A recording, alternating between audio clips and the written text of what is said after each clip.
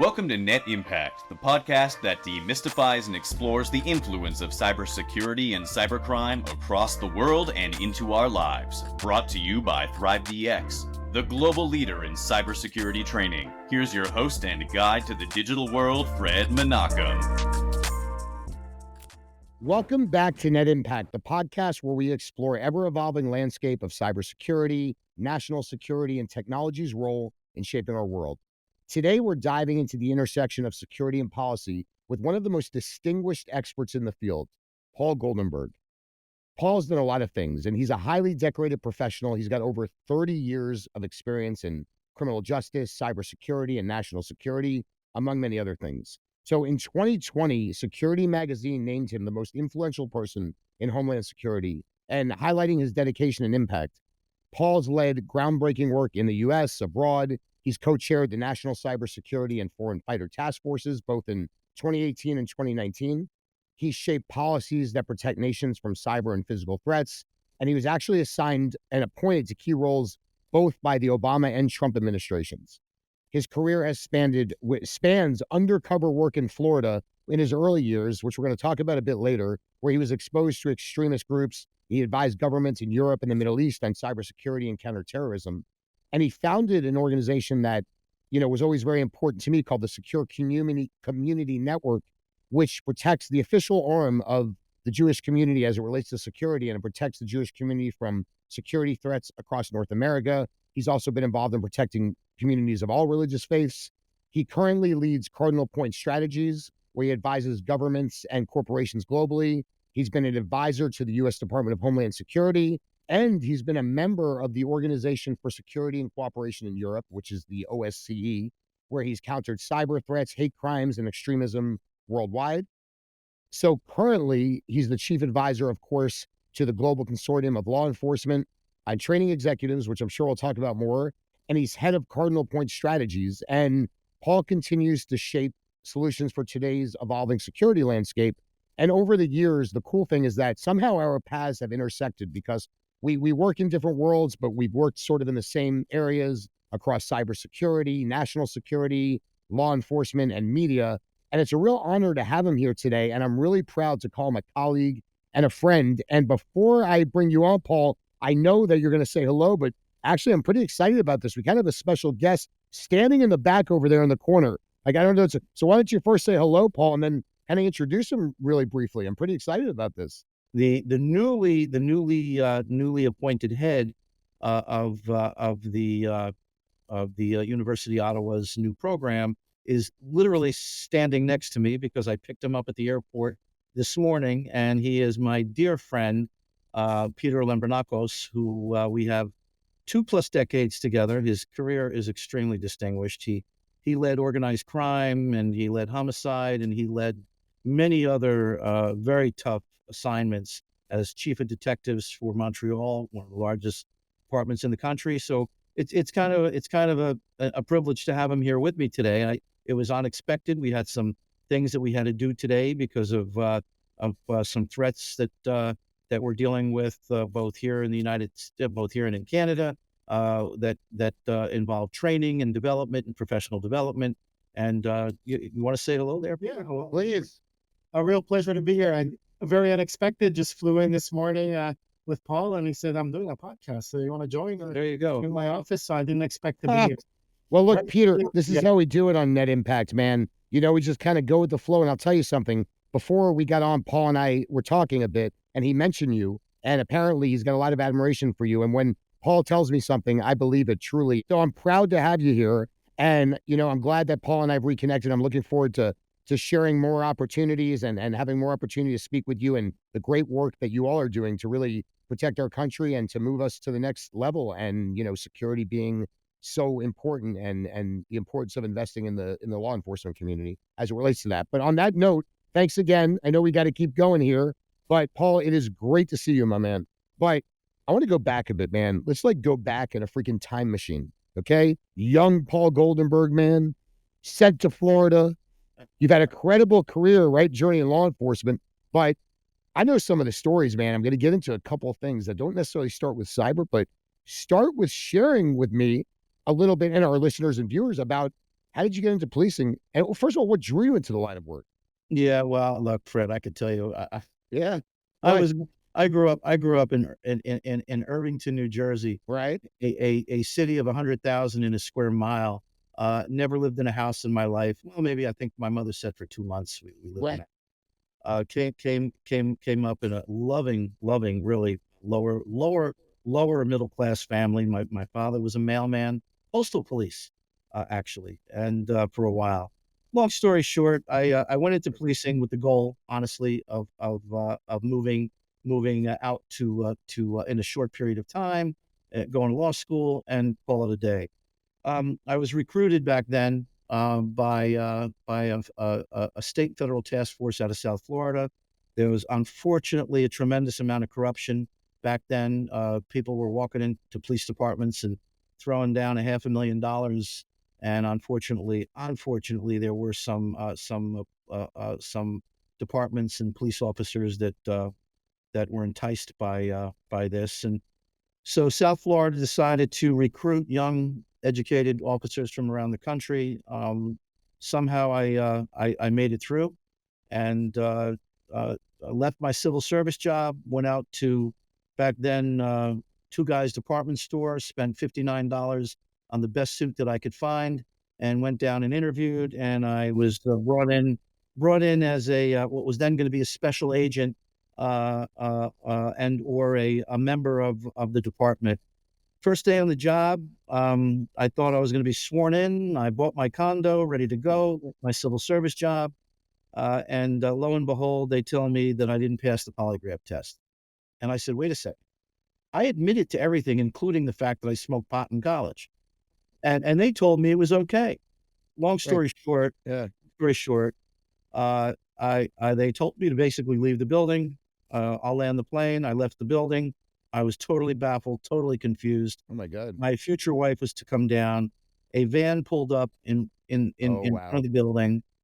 Four of the meanest looking SOBs jumped out, including, well, it was four males, one female. One guy was Rastafarian, Jamaican, and they said, "Goldenberg, I'm going for a gun that I don't have because I turned my gun in the job." And I'm sitting here looking around going, I'm down in Florida 2 weeks and I'm gonna get killed on a street corner, and I didn't even get, I didn't even find a job with the department. They fired me. So, Fred, I spent the next 4.5 years deep undercover. It's kind of interesting because here I was, this Jewish kid from New Jersey, and I wound up building businesses where I infiltrated the Jamaican posses, and I became. It was a major Tough. sting. Yeah, it was a major sting called Operation Pit Stop. I ran. Buying guns, buying cars, buying whatever they wanted me to buy over a period of almost 2.5, 3 years. The operation blew up in a good way. We took down nearly 150 people. We broke up some major organized crime groups, and the rest was history. I went back under again. I had a wife that said, "Your days are gone. The long hair, the beard, the earring. That's it. This isn't what I signed up for." And I made a choice, and I'm saying it publicly. Sure. And it was the right choice. I'm still with the same beautiful woman, and she came back to Jersey.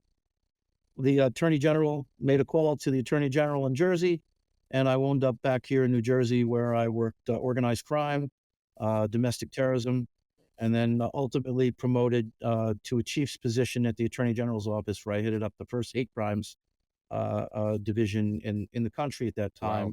time, working domestic terrorism. So, been a great career. I wound up being appointed where I went overseas for 5 years. I traveled to 12 countries with a team of almost 13, 14 senior police from Russia, Kosovo, Serbia, France, and we were assessing the rise of extremism in countries and how the police agencies were handling those interactions. And then wound up coming back and being appointed by the Obama administration to what then became almost 10 years at DHS. So it was a great career. It's not over.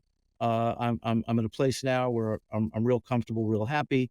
with where I'm at, but I'm not happy with where we're at with our police right now. So Well, I want to go back just for a moment, and I'm going to get on a little bit of a lighter note for a second. But first of all, quick question, and we have a lot to get through. But what was your alter ego, man? You said you had earrings, long hair. You weren't like the Jewish kid, no, obviously. no, Underground. What no. were you, man? I was a kid named Charlie Grimaldi. I wasn't a kid. I wasn't Right, in my 20s. right. Long hair, but the task force was made up of ATF and Bureau was involved, and a lot of others were involved. And it was a unique time. It was unique for me because I actually had no idea I was going to be able to infiltrate what was back then. The Rastafarians were pretty tough, and the Rastafarians that were involved in criminality. I want to be very Yeah, of clear. course, because I grew up with lots of Jamaicans. Of course, right, right, right. I know what you mean. Of course, man. Yeah, so I want to be clear.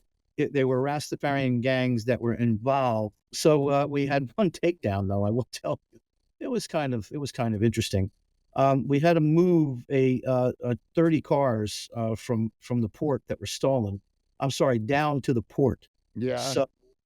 So I had to drive from the port up to Fort Lauderdale to my place. It was a car wash, one of them. And I needed like 15, 20 of my gang members to move 15, 20 cars.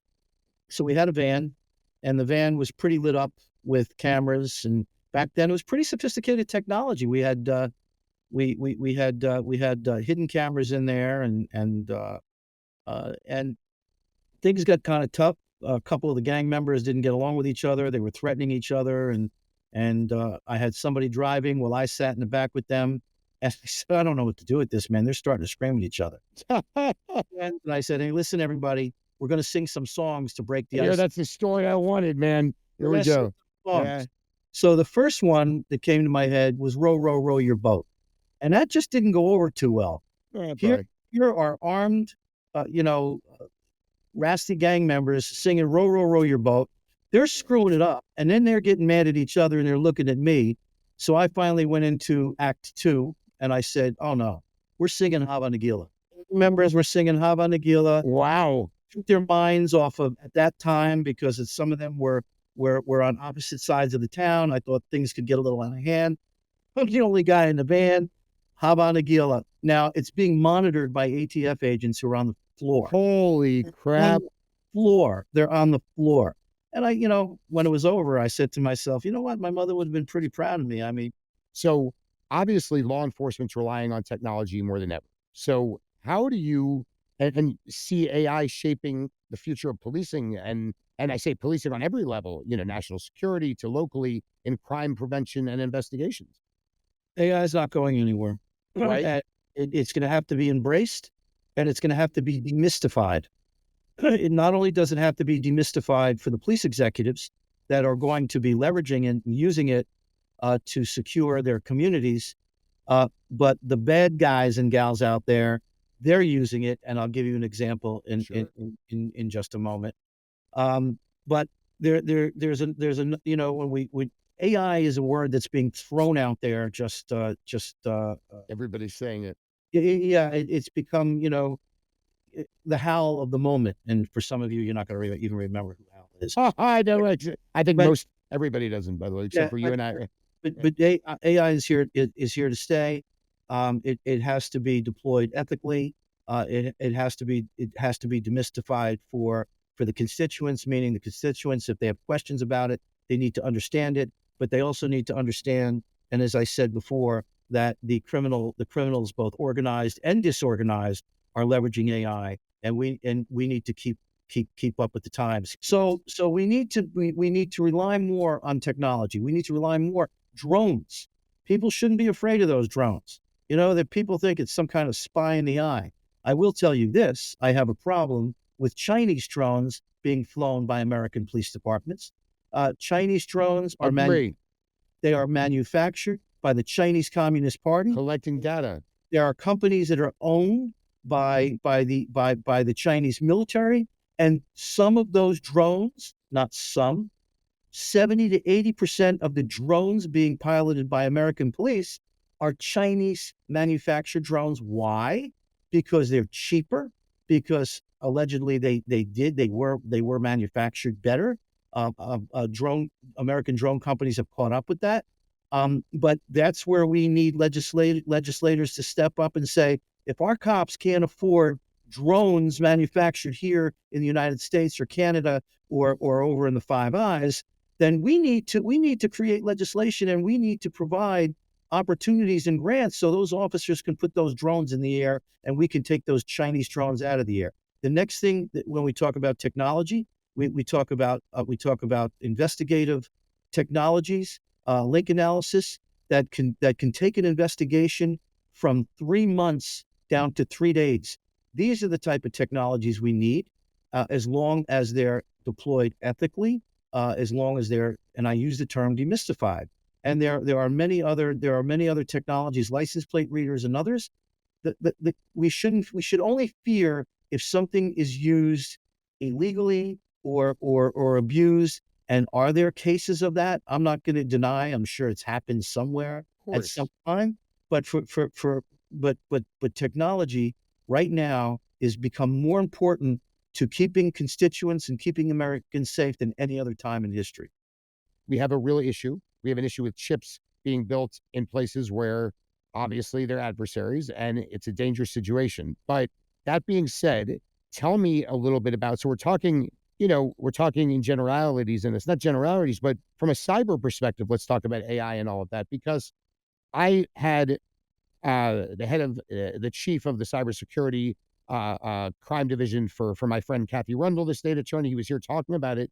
I mean, cyber AI, I mean, how's that all impacting law enforcement? Because this is a big deal now. You've had a big transition, and there's not enough. I don't think there's enough training in it. I don't think there's enough happening in law enforcement because there's not the resources that are available. Well, you got a couple issues here. The first issue is that most police departments, they are worried about local laws. Sure. Okay. And then even county departments are worried about the laws that impact the county, and states are worried about the laws that so they're not thinking globally. There's a cliche I've been using a lot. Think globally, act locally. And what I mean by that, I like it. Right? Yeah, what I mean by that is that, look, it's tough to they're complex investigations, and when you have local police departments that are dealing with increased crime that's even more sophisticated, and dealing with issues that are very complex, and here you have now a takedown of your water facility, or you have the names of your kids in Bumchuck, Utah, or whatever, now being exposed on internet sites because your school was hacked, and you find that it's coming from St. Petersburg, Russia, or coming from Nigeria or somewhere else. That kind of stymies where do you go from here, And so we have a tough job. It's complex, and local municipal police are not built for those types of investigations. So we say, okay, wow, we have the feds. Well, you know what? We got 50 states, Yeah, and plus jurisdictions, 20,000 police departments. So, the feds, Fred, can only do so much. I actually did the report for Congress for DHS, and I chaired the subcommittee out of DHS that focused on state and local cyber. And here's the problem. The problem is that these local municipalities that should be better protecting themselves against bots and all other types of attacks that are taking down their systems, they can't hold on to talent because they can't afford the talent, and there aren't enough people trained to deploy and a small city. How much can they afford? $50,000, $60,000, $70,000 to pay somebody that just went to 6 years of school. So the other challenge is we don't have enough people that are trained at the local level to be able to address the cyber attacks. And we still at the dark ages in some of the municipalities with regard to training. We could look at it very simply. If every single person in every municipality went through training, either through HR or through the police, on what we refer to as cyber hygiene, if every person just knew what to open, what not to open, yeah, they would be, I can't even tell you how much safer they would be, but the cities and the towns are not doing that. You talked about hygiene. Now, you're correct. And because I work in, Thrive DX, who's this is brought to you by, we're in the training business. And we know at the end of the day, it's always human error, right? Well, the first thing is everything's carrot and stick. Yeah. People will only do what they need to do, and I Right. don't mean we're all guilty thereof, right? Of course. But small municipalities, medium sized, and even large, it has to be mandated. You have to go through sexual harassment training. Yeah. You have to go through bias training. I mean, these are things now that are mandated, and what people don't understand is that a cyber threat could impact your child, your medical history. It could impact your credit. It could impact your life. It could impact the viability of your infrastructure in your city. And that's a story that needs to be told. It could be told particularly if it becomes a part, this is my own humble opinion, a part of the HR process. You go through orientation. 100%. You do orientation. You have to do it. If you don't do it, you don't get hired. The bottom line is cybersecurity needs to be socialized into the orientation process of every municipality in this country. So every single person, regardless of their education, we don't have to make it too complex. Don't hit this if it looks like this. And we have to demystify, and I've used that term so many times today on Which this. is great because that's a word I use about this podcast. So that's great. We demystify cyber. So perfect. Yeah.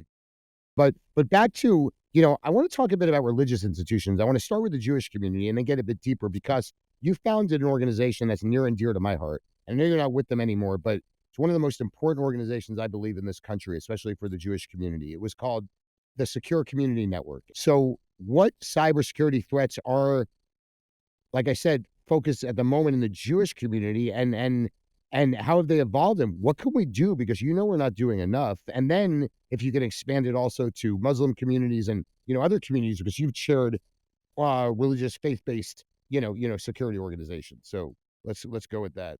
So Fred, bad actor. Look, the security organizations have done a great job with training and physical security and video cameras and panic buttons and making people aware of how to respond, God forbid, during an active shooter, how to identify suspicious persons, and they've been very effective. And you're right, the weakest link in many cases is the cybersecurity piece.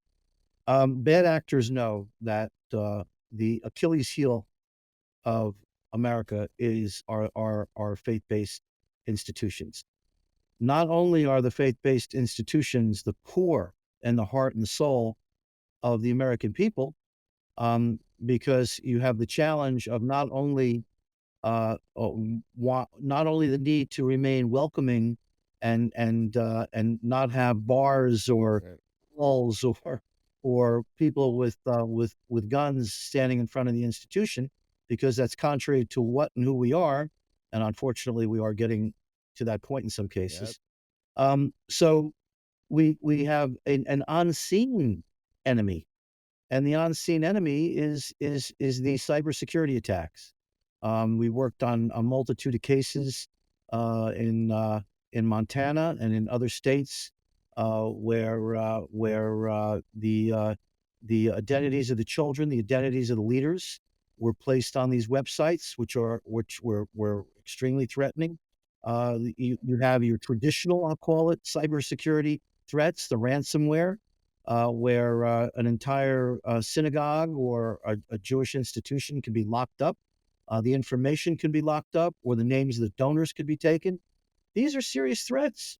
a single click of a button can shut down all the good works of a religious institution in a matter of seconds. And yet most do nothing because, again, it's a mystery. And also the fact that they don't know, quite honestly, how to handle these types of cases. Is it the local police that will investigate a cyber attack against a faith-based religious institution? Not necessarily. Yep. The local law enforcement agencies aren't equipped for that. They're getting better, but they're not equipped. So really, Fred, it comes down to when you buy a good piece of real estate, it's location, location, location. And candidly, when you're going to think about how am I going to prevent the next cyber attack that could potentially take down my institution, that can put my children at risk, that can put my leadership at risk, it's training, training, and more training, and keeping it simple. It doesn't have to be very complex. Right. You say it before. It's training. It's training Yep. every tier, training every Sunday school, Saturday school teacher. It's training even the students. And that is our weakest link here in the United States. And as it relates to the faith-based institutions, the adversaries, the bad actors, they know it, and they're going for these institutions because it's the Achilles heel of the United States of America. Here's the bottom line. Yeah. I've with every faith group across the country, Fred, and what sort of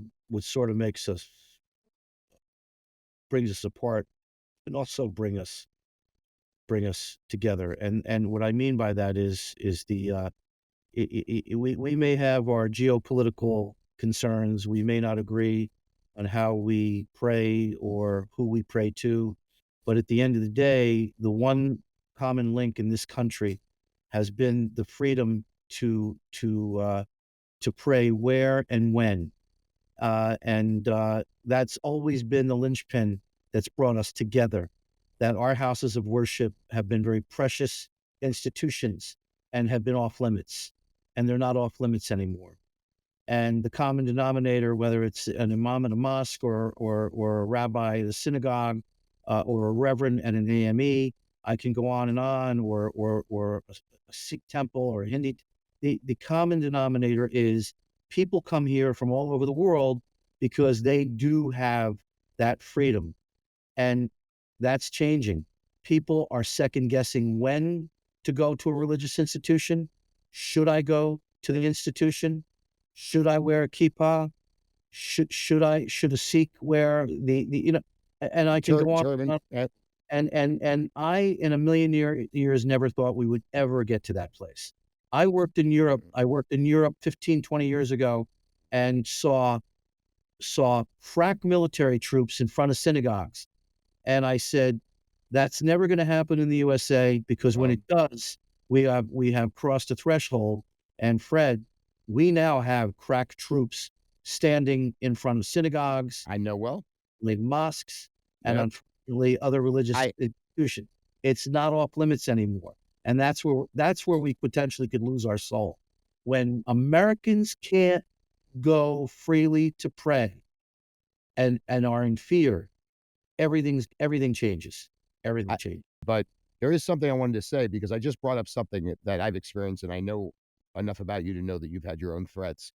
And we'll just spend a couple minutes on this. I know for me, from my work, that I have trauma from it, some PTSD. I tend to be nervous a lot. I'm always watching, turning my head, and it's very scary for me. And I'm curious, because being in the role of the role you've been in, undercover all those years, and it's got to be something that I'm sure that you deal with, that your friends deal with. I mean, and I know we're kind of moving into a little bit of a direction here that's a little bit tangential, but I just wanted to ask you, how do you deal with it? How do your friends? I mean, we talked earlier mental health, and in the police environment, law enforcement, and again, I know for me it's a big problem. It affects my life. Tell me about that. Does that impact you? How do you? I don't want to dive into something that you may not want to talk about, but I just wanted to know, what you think about all of those things. Look, I've received.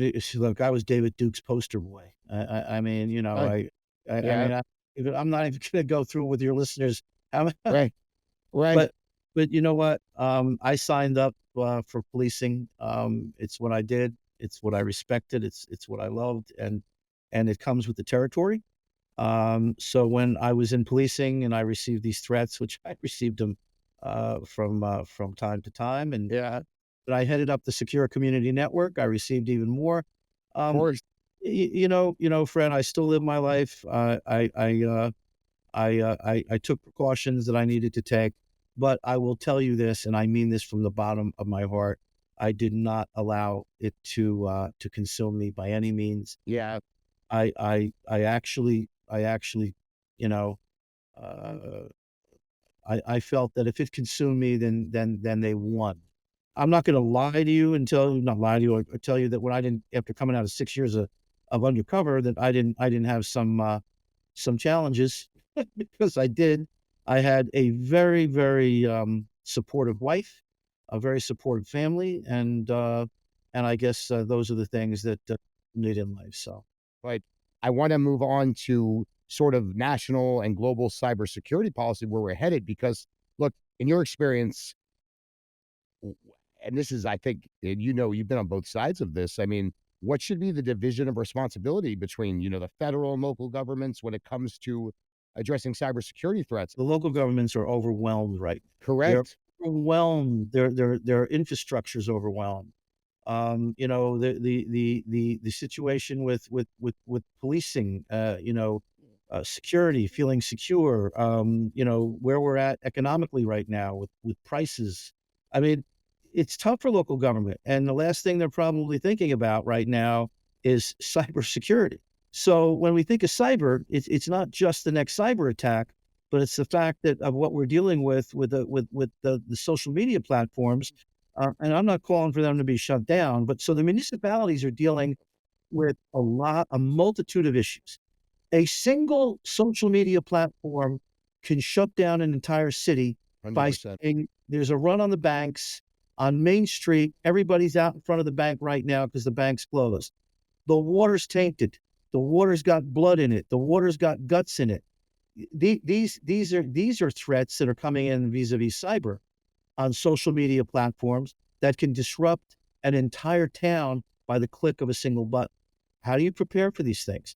Again, the federal government through the U.S. Department of Homeland Security, there's the group called CISA. They have done, I believe, the best they can. They've done a good job trying to educate, trying to provide resources, but it's very tough to provide resources to tens of thousands of municipalities out It's there. impossible. You got to have good partners. Unfortunately, a lot of the cities are just trying to hang on by hanging on, and cyber isn't something that they're thinking about. And unfortunately, they do need to be thinking. Well, my suggestion is, and it's something that really I've been wanting to talk to you about, and we brought it up, is that there's got to be more organizations like SCNs out there that are working in conjunction with, with municipalities and that kind of thing, where you get private contributions and grants, et cetera, because the federal government can't solve everything. Governments can't solve everything, and there's got to be a way. And that's another, what's that? I've been a proponent of public-private capacity Yeah. building for most of my career. I spent most of my career trying to break down those walls between the public and the private side. I think we've come a long way in this country. For I sure. really feel we have a lot more to do. But organizations that provide that train their constituents, that provide security training, that provide solutions, technological solutions vis-a-vis through the private sector. Sometimes the private sector can do a better job, and police, I think, have come to realize that and have been much more accepting to taking advice and counsel from the private sector. So I want to move on to the lack of universal standards for cyber, right? So especially for small organizations, Paul, this is something that again, you've been on these committees, this and that. What would an ideal set of cybersecurity standards look like, and who should actually be responsible for enforcing them? I'm saying from a national, from how does that work? Fred, that's a really tough question. Yeah, I know. I'll tell you one of my pet peeves when I was and by the way, for the record, I'm not a cyber expert. I've been more on the policy side, and But um, you're a policy cyber expert. I mean, well, yeah, so the real issue is the insurance companies. right. The insurance companies could have done something about this 15, 18 years ago, and they didn't. They were dancing in the moonlight initially in the early days when some of these companies were getting whacked because they knew that they could increase their rates.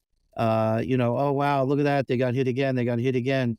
People didn't realize what the consequences were going to be. That entire boards would go down, CEOs would lose their jobs, companies would lose their stock value, and the insurance companies. There were discussions. I will tell you, there were discussions between the most senior level law enforcement officials in this country, and I was involved in some of those discussions, and the insurance companies.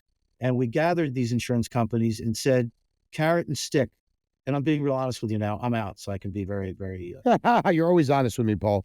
But I get it. Hey. By the classified Right. information. But we said, Yeah. carrot and stick. Why don't we provide training?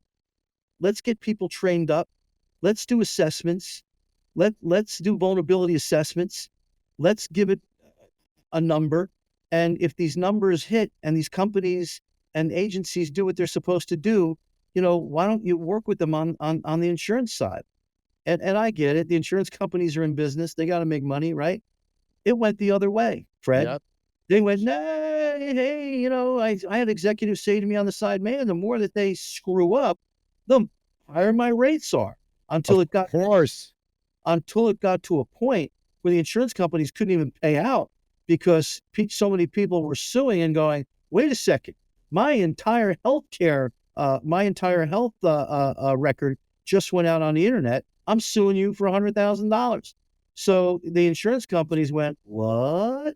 So, standards, we talk about standards. There could have been, I'm sorry, I'm going historical. There could have been incentives, Yeah. insurance companies to work with governments and work with corporations in the early days. Cybersecurity has matured. There are standards that have been set that are recommended standards. The federal government cannot go down to Bloomfield, New Jersey, and tell them what to do as it relates to their cyber policy. They can provide recommendations. They can provide resources. They could try to provide some training to them. But at the end of the day, it's up to whatever that city is. I'm not picking on Bloomfield, but it's whatever that whatever that city is to decide how serious they'll take the issue. Unfortunately, they take the issue seriously when they just paid out a $250 or $1 million ransom because their entire infrastructure was just locked up. So, Well, I think I want to talk for a moment before we wrap this up about as we look towards the future, right? What emerging threats in cyber concern you the most, and how should we be preparing for those? Public, private sector, etc. well, Fred, I'm stumping you today, man, because I know. Look, these are open-ended questions in a sense, right? Mhm. Because there's no way. I can tell you right now, the yeah, level of sophistication of the adversaries, of the protagonists, of the bad actors is just beyond comprehension. They're making billions of dollars by leveraging AI and leveraging these technologies. And it's incumbent upon law enforcement at the highest levels to make sure that we stay up. I'm gonna give you an example, and I'll close with an example. yeah, of course, please do. There was a Nigerian gang, Yeah, a punk street gang with very little sophistication, and they used AI to make a depiction of a young girl, 15, and the Nigerian gang member was actually able to control her mouth and her words. So he was over here, and the girl was saying, "Hi, how are you? I love you." That these types of incidences, they're called sexploit. right. Yeah, Sexploitation or something. Right, and right. dozens of young boys across the United States and Canada killed themselves in the past 24 months because they sexploited them, They exploited their families. The young 15-year-old girl said, take your pants off, take a picture of your private, send it to me. And within an hour, they were sending the pictures to the family going, this is going to be everywhere. Your kid's life is over. And they made millions and millions of dollars. It's sophisticated, right? It's sophisticated. Yes. So we have our challenges because it's tough to keep up. It's becoming more complex every day. AI is it's going to be like the book about the French Revolution. It was the best of times and the worst of times. But it's not going anywhere, Fred. And it at the same time, it can be something that can really have a positive impact on people's lives. And I believe if used Properly. that public safety can really leverage aspects of AI and these technologies to make a better, a safer world for their constituents. They could advance investigations. They could save lives in rescues. I can go on and on All right, and on. Paul, I don't want to cut you off, but I have one more question. But before I get there, I want for 1 minute, just tell us, you have Cardinal Point Strategies, you have, the training organization. Why don't you just give us a 1 minute, tell us what you're doing, man. I'd be remiss if I didn't throw that out there. And thank you for that, Fred. Yeah, of course. Right now, I have the honor of working with the Rutgers Miller Center on policing. We're working on a lot of innovative initiatives. We really are all about building capacity between the police and vulnerable communities. It's been an honor to work with these people. They're the best of the best, and I also work very closely up in Ottawa with my colleague in the back here, Peter Lebranakos, who's the new head of the Public Safety Center, because we're finding out there really are no borders between us. There are no borders. Not between Canadian and law enforcement. No. And I'm working with a new group, and it's a privilege, called the GC-led the Global Consortium for Law Enforcement Training Executives, which it provides a space for the most senior members of law enforcement that are in charge of training academies to be able to talk to each other. So, Fred, thank you for having me on, and look forward to working with you in the future. This has been freaking amazing, Paul. So for you folks out there, if you want to check out some of our other amazing interviews, subscribe to Net Impact wherever you listen or watch podcasts. Please give ThriveDX a follow on X, Twitter, LinkedIn, Instagram. It's been amazing, Paul. Thank you so much. Thank you, Fred. Today's podcast is brought to you by ThriveDX, the global leader in cybersecurity training. Now, are you interested in learning more about becoming a cybersecurity professional or how to better secure the future of your organization? Visit thrivedx.com for more details, and make sure you follow us on YouTube, LinkedIn, Instagram, and X, formerly known as Twitter, for updates, info, and more. And before we go, I want to thank everyone who helped make this possible. My dynamic executive producer, Michael Seth Prell, our producer and publicist, Carrie Ann Hilton. The design and original music was done by Gilly Fox, Ksenia Aron, and Muro Hana. Our editors, Modi Nahum and Amit Zach. Our advisor, Yoni Neiman, and our manager, Liora Zeri. And the entire operation was overseen by Eugenio Robino Writer at ThriveDX. Thanks to this incredible team. Thanks everyone for joining us. This is Fred Menachem, 0 to 60 and nothing in between. We'll see you in the next episode.